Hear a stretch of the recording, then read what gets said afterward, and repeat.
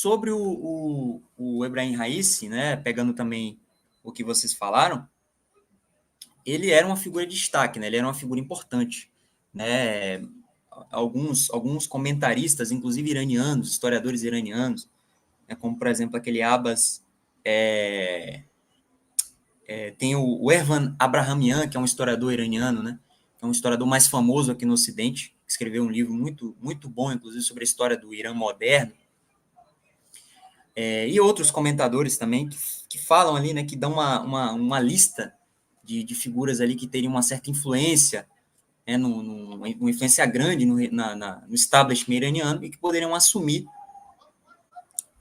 a liderança do país após a morte do Ali Khamenei. O Ali Khamenei já está com 85 anos, né, ele tem problemas, se eu não me engano, problemas gástricos, algo assim, ele já está debilitado, digamos assim, né? Então, é uma figura que pode falecer aí a qualquer momento. Então, o Ebrahim Raisi, como vocês falaram, né? E segundo esses caras, esses pesquisadores, ele é, sim, uma figura que é cotada para assumir, né? Era, na verdade, cotada para assumir a liderança aí do país. Justamente porque, para você assumir a liderança, né? Para você se tornar um velayat faqih, que é justamente o tutelador jurista do Estado iraniano, como falava o imã Khomeini, você tem que ter dois aspectos que vão sintetizar as suas ações dentro do establishment iraniano. Você tem que ser um faqih, né, um jurista, né, um faqih, um alamá, que um alamá significa um erudito. Então você tem que ter um conhecimento, você tem que ter uma formação, por exemplo, nos seminários de Qom, né, nas Wassa de Qom, que fica na região de Qom, né, que são seminários de formação dos clérigos iranianos. Então você tem que ter uma formação ali, né, para você conseguir, digamos assim, você se tornar um doutor, digamos assim, né, como se fosse isso, em teologia e tudo mais. E também você tem que ter uma passagem interessante na própria burocracia do Irã, né? Na mashalat, como eles chamam. Ou seja, você tem que equilibrar os dois elementos. O Ali Khamenei, que é o atual líder supremo, ele foi tanto machala, ou mashala, como ele foi um seminarista, né? Ele se formou no seminário de Qom. Ele teve grandes marjas al-Tagli, significa fonte de emulação, os grandes eruditos do seminário, como Borujerd, Ayatollah Khomeini e tantos outros.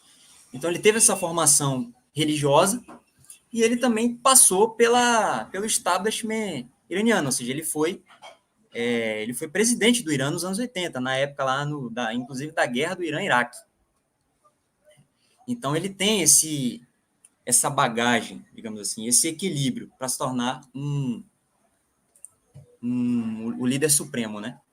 E no caso do Raisi, ele era um cara que ele tinha, assim, esses dois elementos, né? Porque ele era um cara que ele foi procurador adjunto nos anos 80, né? Ele foi o cara que participou daquele processo que eu até comentei uma vez, que foi o processo de prisão de grupos dissidentes e até mesmo grupos revolucionários mais ligados à esquerda, como o Partido Tuda, que era o Partido Comunista, e outros movimentos ali que atentavam contra o regime iraniano. Inclusive, eles mataram, esses grupos eles assassinaram vários clérigos importantes, como Murteza Motahari, o Mohamed Bechet, que foram os caras que desenvolveram, junto com Khomeini, a República Islâmica. Eles foram assassinados, né? Os caras mataram. E aí, a partir dali, o próprio Khomeini começou a seguir para uma linha dura. E o Ebrahim Raisi, como ele era lá adjunto, procurador-geral adjunto, ele foi um dos caras que participou desse processo de, digamos assim, de expulsão, né, de expurgo, essa é a palavra, de expurgo desses grupos, né? Então, nos anos 80, além dele ter sido procurador-geral, Depois ele foi presidente de um Bunhad, né? O Bunhad é como se fosse um... Eu até falei uma vez disso. É como se fosse uma grande empresa de caridade, né? E era até o Wastan Hazav, que era o Bunhad, um dos principais Bunhads do Irã. Ele presidiu Tipo isso. uma Isso ONG. isso. Tipo Como se uma fosse ONG. uma ONG, só que não Sem o necessariamente uma ONG, estrangeirismo. mas não é necessariamente uma ONG, mas é como se fosse uma organização público-privada do regime iraniano Interessante. que tem como justificativa de existência justamente a contribuição da população através do zakat, que é um imposto ali da UMA. Né? Então, é isso que mantém a instituição. E a instituição, ela ajuda com caridade, né, com hospitais e tudo mais. Né? Tem várias dessas instituições lá no Irã. Tipo uma Que é ONG o Bunhad. cooperativa. Como se fosse isso, como se fosse uma grande cooperativa. Boa. E ele presidiu isso. E ele também foi, e aqui um dos principais, ele também foi chefe do judiciário do Irã. Né? E para você ser chefe do judiciário, você tem que realmente ser um cara bem importante, porque só foram 8 figuras que foram chefes do judiciário do Irã até hoje. Durante toda a existência da República Islâmica, só foram 8 figuras. E ele foi indicado pelo líder supremo, é uma indicação direta do líder supremo. Ele foi chefe do judiciário em 2019 até 2021, quando ele partiu para concorrer para a eleição. E o atual chefe do judiciário, que é o Golan Egei, é uma indicação do Khamenei junto com o Ebrahim Raisi. Mas, enfim, então você vê que ele é uma figura que ele participou tanto da burocracia, ele atuou tanto na burocracia iraniana, como ele também é um cara de formação e de erudição do ponto de vista religioso. Então, ele era, sim, uma das figuras aí para ser cotadas, as figuras cotadas para assumir a liderança suprema, né, do Irã. A questão da idade também, ele tinha 63 anos ou 65 anos, algo assim. Então, ele também tinha uma idade boa para poder assumir. E é isso. Essa é a biografia, digamos assim, do Raisi. E sobre as ações que ele teve durante o governo dele, você vê que ele fez várias coisas, né? O pessoal fala pouco disso. Ele, por exemplo, ele colocou o Irã no BRICS, né? Isso é interessante. Ele trouxe o Irã, né? Colocou o Irã, por exemplo, na Organização de Cooperação de Xangai, né? Pouca gente fala disso também. Ele aumentou a produção de maneira exponencial de petróleo, né, do Irã, mesmo com as sanções, ou seja, o Irã estava produzindo cerca de 3,4 milhões de barris por dia com o Raisi, né?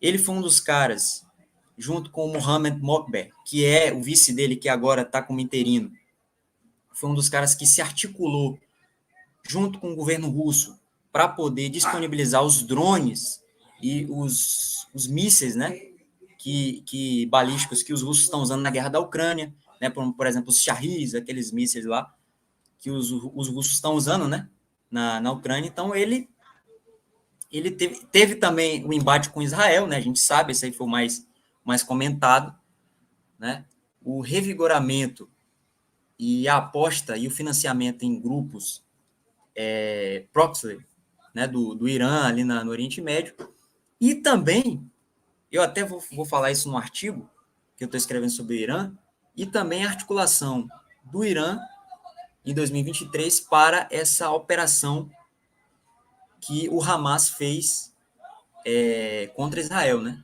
que deu início a essa nova intervenção de Israel em Gaza. Então, aquilo ali foi articulado pelo Irã, foi articulado pela Paz da Arã, que é os guardiões, né, os guardiões da República Islâmica, junto com o Hamas, para poder se articular ali e aquela operação acontecer. Então, o Raisi, ele teve muita... nesses 4 anos, digamos assim, que ele ficou no poder, de 21 até 2024, ele fez bastante coisa realmente. Ele reconheceu o governo do Talibã, por exemplo, que foi uma outra questão importante. O governo do Irã tinha no início dos anos 2000 tinha alguns problemas com o Talibã, mas depois passou a ter uma colaboração, né, principalmente quando o governo do Afeganistão, né, o Emirado Islâmico, ele se fragmentou, ele virou as Shuras, são as quetas, Shuras, dentro do Paquistão, como naquela região do Azeristão, ali que faz fronteira que é a fronteira entre Paquistão e Afeganistão. Então, a Força Quds ajudava bastante, ajudou bastante o Talibã, principalmente depois que o Talibã, que esse atual líder do Talibã, que é o Akhundzada, ele assume a liderança do Talibã. Então, esse cara ele passou a cooperar, né? Ele passou a ver com bons olhos essa cooperação com o Irã. Começou lá com o próprio Soleimani, né? E depois seguiu adiante. Então, teve esse reconhecimento também. Sem contar outras coisas, fortalecimento de relações diplomáticas aí com os países ali, a própria Arábia Saudita, né? Uma articulação para uma volta, né? Isso é bem interessante, as relações diplomáticas com a Arábia Saudita, principalmente através de uma figura que eu até vou comentar no artigo, que é o Ali Akbar Velayat, que é um conselheiro do Ali Khamenei, uma das figuras muito importantes, pouco se fala desse cara, muito importante dentro do regime. Ele é o verdadeiro articulador das relações internacionais do Irã. Não é esse cara que morreu. Esse cara que morreu é só um entrega-bilhete, esse Abdolian.